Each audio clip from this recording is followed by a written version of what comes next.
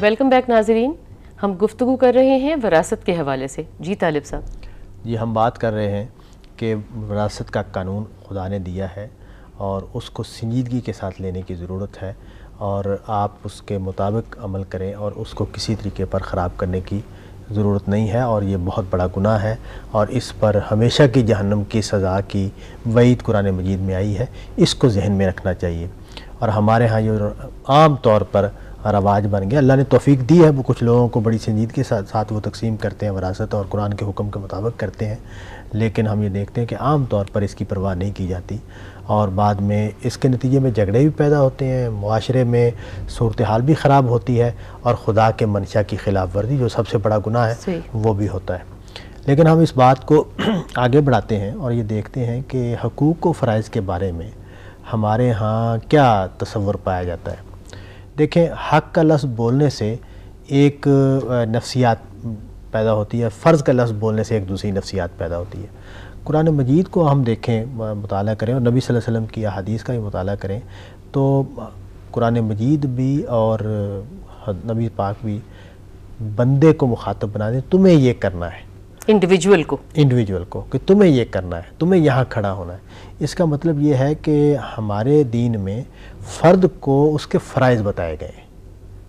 میرا یہ فرض ہے کہ میں غریبوں کے پر مال اپنا خرچ کروں، میرا یہ فرض ہے کہ میں اپنے والدین کی خدمت کروں، میرا یہ فرض ہے کہ میں نماز پڑھوں۔ اسی کو ہم ریفریز کرتے ہیں تو ہم کہتے ہیں کہ ماں باپ کا آپ پہ یہ حق ہے، غریبوں کا آپ پہ یہ حق ہے۔ اس کا الٹ طریقے سے اگر بیان کریں گے، لیکن حق کا لفظ جب ہم بولتے ہیں، یہ ٹھیک ہے، بات بیان کرنے میں بالکل کوئی اس میں مسئلہ نہیں ہے کہ میرے مال میں غریبوں کا حق ہے، میرے والدین کا حق ہے کہ میں ان کی خدمت کروں، میں ان کی اطاعت کروں، میں ان کے ساتھ حسن سلوک کروں، میرے اوپر حق ہے کہ میں اس ریاست میں قانون کا پابند شہری بن کر جیوں، میں اپنے ملک کی میں کوئی برائی پیدا نہ کروں، اس میں امر بالمعروف اور نہی عن المنکر کے طریقے کو اختیار کروں، لوگوں کو نیکی کی تلقین کروں، ریاست کے قوانین کی پابندی کروں۔ اسی طرح میرے اوپر بہت سارے، لیکن میرے اوپر کیا فرض ہے؟ میں جب بھی سوچتا ہوں اس کے اوپر کہ آخر اس کی کیا وجہ ہے کہ قرآن مجید نے سود، ہم اچھے لوگ دیکھتے ہیں، مگر اس کا مطلب ہے کہ جب ہم قرآن پاک کو صحیح پڑھیں گے اور سمجھیں گے ہی نہیں، اور حضور پاک کی زندگی کو، اسوہ کو اپنی زندگی کا حصہ بنائیں گے ہی نہیں، تو ایسے مسائل پیش آئیں گے نا۔ ورنہ جو چیز قرآن پاک میں درج ہے، جو حکم ہمیں دے دیا گیا ہے، اس کا مطلب ہے کہ ایک حکم سے ہم واقف ہی نہیں ہیں، تبھی ہم اتنی بڑی غلطی کرتے ہیں نا۔ بالکل ٹھیک بات ہے، یہ بات تو بہت واضح ہے کہ ہمارا دین کا مطالعہ، دین کا شعور، قرآن کا مطالعہ، قرآن میں جو احکام دیے گئے ہیں ان کا علم، یہ نہ ہونے کے برابر ہے۔ ہم زیادہ تر سنی سنائی باتوں پر چل رہے ہوتے ہیں، اور پھر ہمارا نظام تعلیم، جیسے ہم نے بات بھی کی تھی کہ نظام تعلیم جس طرح بنایا گیا، اس میں دین کی تعلیم جو ہے وہ بس بقدر ضرورت سے بھی کم ہے۔ اسلامیت کا پیریڈ ہے، ایک مطلب یہ ہے کہ مسلمان ہونے کا ہم نے بس تقاضا پورا کر دیا ہے۔ ہمارے بچوں کو کچھ صورتیں یاد ہو گئیں، کچھ ہم نے بنیادی باتیں بتا دیں، کوئی سیرت کا مطالعہ کروا دیا۔ دین کا صحیح فہم، دین کا صحیح شعور، خدا کے احکام، میاں کی حیثیت سے، بیوی کی حیثیت سے، باپ کی حیثیت سے، ریاست کے شہری کی حیثیت سے، حکمران کی حیثیت سے، عالم کی حیثیت سے، عامی کی حیثیت سے، وہ سارے ہماری سمجھ میں ہمیں معلوم ہی نہیں ہوتے۔ حتیٰ کہ آپ یہ دیکھیں کہ طلاق اور شادی جیسے مسئلے میں شادی ہو جاتی ہے، لوگوں کو پتہ نہیں ہوتا، سنی سنائی بات ہے طلاق دینے کا طریقہ یہ ہے، سنی سنائی بات ہے نکاح کا طریقہ یہ ہے، اور تو یہ باتیں جو ہیں یہ اس وجہ سے یہ، اور مہر کو کوئی امپورٹنس نہیں ہے جس کا قرآن پاک میں جس میں اتنی تاکید کے ساتھ ذکر ہوا ہے۔ تو بنیادی مسئلہ تو وہ ہے جس کو ہم نے تفصیل سے زیر بحث لائے کہ صحیح تعلیم کی ضرورت ہے۔ لیکن یہاں ہم بات کر رہے تھے کہ بھئی ہمیں کھڑا کہاں ہونا ہے؟ ہمیں کھڑا ہونا ہے کہ مجھے اپنے آپ کو ٹھیک کرنا ہے، مجھے اپنی اصلاح کرنی ہے، مجھے اپنی ذمہ داریوں کو ادا کرنا ہے، میں نے دوسروں کے حق ادا کرنے ہیں۔ حق لینے والا بن کر کھڑا ہونا یہ بنیادی بات نہیں ہے۔ بنیادی بات یہ ہے کہ آپ حق پورا کرنے والے انسان کے طور پر، گفتگو اپنے سے شروع کرنی ہے، پھر اگلے بھی جانا ہے۔ اور پھر اسی طرح میں اس پر بھی ضرور بات کرنا چاہوں گا کہ ہماری جو ریاست کے ساتھ ہمارا تعلق ہے، خاص طور پر پاکستان میں جو کلچر ڈیولپ ہوا ہے، قانون کی خلاف ورزی کرنا کوئی ہمارے نزدیک مسئلہ ہی نہیں ہے۔ ٹریفک رولز ہوں، ٹیکس کا معاملہ ہو، آپ اللہ کوئی بھی ریاست نے قانون بنا دیا ہے کہ آپ اس راستے پر چلیں، اس راستے پر نہ چلیں، موٹر سائیکل پر آپ ہیلمٹ پہنیں اور وغیرہ وغیرہ. نہیں، ٹریفک تو دیکھیں نا، ٹریفک تو بتی اس لیے بنائی ہے کہ ٹریفک کو کنٹرول کرنا ہے. اگر سڑک پہ کوئی کار ہے ہی نہیں اور میں نکل گیا ہوں تو کسی کو نقصان تو نہیں نہ ہوا. اس قسم کا کانسیپٹ. ہاں، تو یہ جو بات ہے نا، یہ انتہائی نامناسب بات ہے، بہت نامناسب ہے. ایٹیٹیوڈ بنتا ہے نا جی، وہی بات ہے. ایٹیٹیوڈ بنتا ہے. قرآن مجید میں یہ باقاعدہ کہا گیا ہے کہ تم اپنے اولی الامر کی اطاعت کرو. دیکھیں، ہمیں وہاں اطاعت نہیں کرنی جہاں وہ خدا کے کسی حکم کے خلاف ہمیں، اگر ہمارا حکمران کہتا ہے کہ نماز نہ پڑھو تو چلے ہم خلاف ورزی کریں گے، تو ہم اصل میں اللہ کے حکم کی وجہ سے خلاف ورزی کریں گے. لیکن ہم معمول میں ہم نے بنا لیا ہے اور ہم اس کو اپنا فخر سمجھتے ہیں کہ ہم نے قانون کی خلاف ورزی کی ہے. اور یہ بات جو ہے نا، یہ بالکل ٹھیک نہیں ہے. اسلام کا تقاضا کیا ہے؟ اسلام کا تقاضا یہ ہے کہ وہ آپ خدا کے احکام کی بھی پابندی کریں، اللہ کے رسول کے احکام کی پابندی کریں. یہ تو ہمارا دین ہے. پھر ہم جس ملک میں رہتے ہیں وہاں جو قانون بنائے گئے ہیں وہ ان کی بھی پابندی کریں.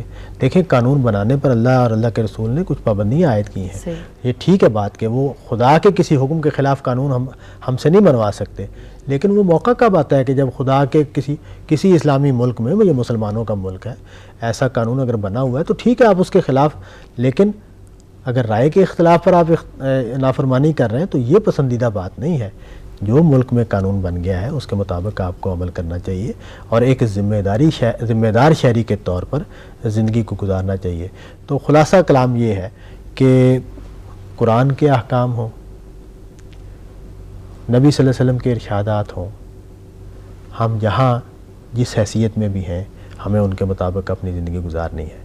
اور اسی کا ایک حصہ یہ ہے کہ آپ جس ملک میں رہتے ہیں، جس معاشرے کا حصہ ہیں، اس کے قانون اور ضوابط کی بھی پابندی کریں، اس لیے کہ یہ اس نظم و ضبط کا تقاضا ہے. یہ جو قرآن مجید میں کہا نا کہ مل کر رہو، اتحاد کی جو تعلیم دی ہے، اکٹھے رہو، آپس میں فرقہ نہ ہو جاؤ، انتشار تمہارے اندر پیدا نہ ہو. اور قرآن مجید نے یہ بھی کہا کہ جب اللہ تعالیٰ کا غضب آتا ہے کسی قوم کے اوپر تو اس میں فرقے پیدا کر دیتا ہے، ان کو منتشر کر دیتا ہے، اور یہ ایک سزا ہے جو کسی قوم پر. تو اس سے بچنے کا راستہ کیا ہے کہ ہم اپنے دائرے میں اپنے آپ کو ٹھیک رکھیں. ہر آدمی، ہر مسلمان اپنے آپ کو اپنے فرائض ادا کرنے والا بنا کر جیے، تو اس کے نتیجے میں وہ حسن پیدا ہوگا جو مطلوب حسن ہے اس سوسائٹی میں پیدا ہونا چاہیے. طالب صاحب، جب ہم اویئرنیس کی حالت میں آتے ہیں اور ہم کوشش کرتے ہیں حقوق ادا کرنے کی یا فرائض اپنے پورے کرنے کی، تو ہم جو دیکھی سنی باتیں ہیں ان پہ تو عمل کرنے کی کوشش کرتے ہیں، مگر میرا خیال ہے کہ شعور کا یہ بھی مطلب ہے کہ بہت سی باتیں میرے مطالعے میں یا میرے دیکھنے میں اس لیے نہیں آتی کہ وہ رائج ہی نہیں ہے. جیسے کہ ہم وراثت کا ذکر کر رہے تھے، جیسے کہ ہم بہت سی باتوں کا ہمارے ذہن میں آتی ہیں کہ ہم سمجھتے ہیں حقوق ادا ہو گئے، فرائض ادا ہو گئے، مگر بہت سی باتوں کو ہم اتنے ادائیگی کے حوالے سے اتنے نچلے درجے پہ لے جاتے ہیں کہ ان کو ہم حقوق یا فرائض کی فہرست میں نہیں رکھتے. تو پھر بات وہیں پہ آتی ہے کہ جب جڑنے کی بات آتی ہے، جب دیندار بننے کی بات آتی ہے، تو ہمیں قرآن پاک کی طرف ضرور جانا چاہیے کہ ایسا تو نہیں ہے کہ میرے حلقے کے حوالے سے یا میری نالج کے حوالے سے کوئی ایسی بات میری زندگی میں سے رہ گئی ہے جس کو کسی نے امپورٹنس نہیں دی اور میں نے اس کو فرض کے مقام پہ نہیں رکھا. بالکل ٹھیک بات ہے، یہ بالکل صحیح بات ہے کہ دین کے حوالے سے، معاشرے کے حوالے سے ہمیں کہاں کھڑا ہونا ہے. یہ دین ہمیں ایک جگہ پر کھڑا کرتا ہے. ہمیں بے پرواہی، ہمیں سرکشی اپنے اندر نہیں آنے دینی. ہمیں سنجیدہ ذمہ دار انسان کے طور پر جینا ہے. خدا کے حقوق بھی ادا کرنے ہیں، انسانوں کے حقوق بھی ادا کرنے ہیں، اپنے معاشرے اور ملک کے حقوق بھی ادا کرنے ہیں. یہ ہماری دینی ذمہ داری ہے. اس کو یوں نہیں سمجھنا چاہیے کہ دین جو ہے وہ صرف نماز روزے تک محدود ہے.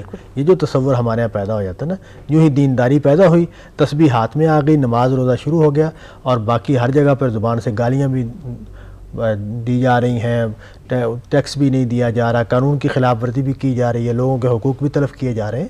یہ دین نہیں ہے.